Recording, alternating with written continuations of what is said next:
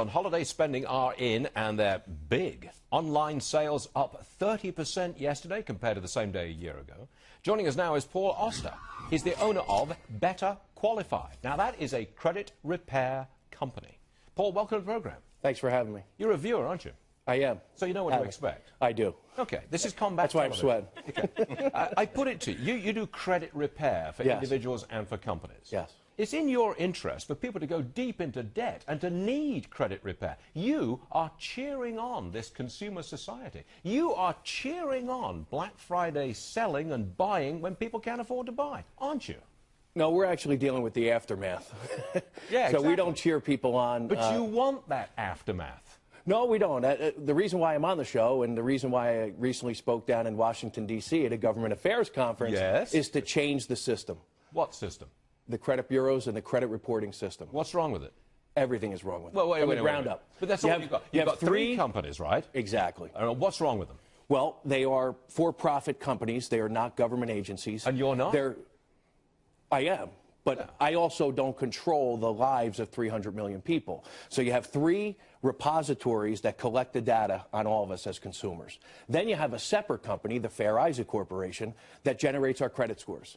The government consistently tries to put their thumb on monopolies in this country, but yet they overlook the one company, there's only one, that generates the credit scores for 300 million people. All right. Why is that? Okay, if you think it's fixed and it's a monopoly and the government's got its thumb on it, what system would you put in place? Real fast. I would probably follow the guidelines of the Consumer Financial Protection Bureau. And what they're doing is they're going to try and come up with a better system. I'm the first person to agree that we need a tool to measure 300 million people. And right now, it's credit scores and credit bureau. Okay, if you had a better system to measure the credit worthiness of 300 million Americans, if you had the kind of system that you want, would it show those 300 million Americans are in better shape credit-wise or worse shape credit-wise? What do you think? I think it would show that they're in better shape than they actually are, because everyone was stricken with the downturn of the markets and the housing debacle that we all face. So when someone has a 130-day late payment and it costs them 30 points in their credit score, but yet they've paid their bills on time for the past 20 years, to me, that's a flawed system. It's interesting. How much do you charge to rectify somebody's bad credit? That depends upon the amount of work that has to be done. There's not a fixed price in place. So Stuart Varney comes to you, and I've got average cost is $800. $800. That's right. So if I've got a lousy credit score, that would be, say, 500. That's a pretty bad score, isn't it? That's a bad score. I pay you $800 and you get me a score of 700? Well, there are no guarantees, Stuart. Okay. But I've got to pay you the money. You do have to. That's a guarantee. How would you get me from 500 to 700 on my credit score? How would you do that? How much time do we have? there are a number. Now or in my life? We have a 6-month program that we put clients through. What do you do? Okay, real fast. What do you do? We do a credit analysis and we figure out what information is on the report that's causing you pain.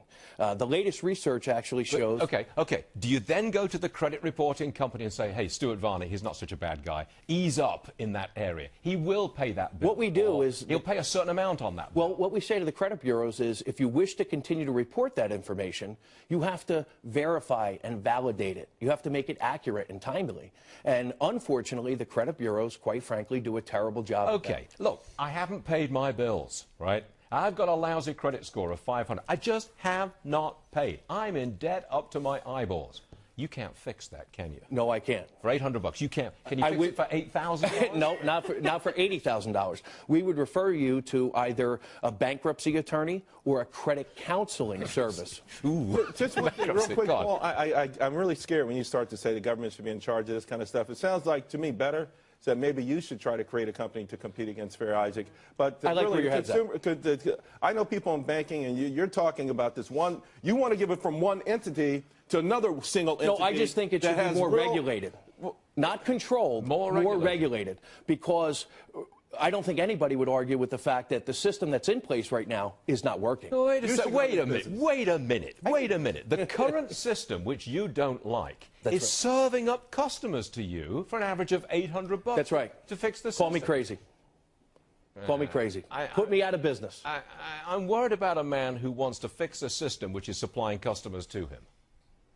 Some people call me crazy, but that's the reality of the situation. I went into this business. I was in the mortgage industry as a mortgage broker. And I went into the credit repair organization.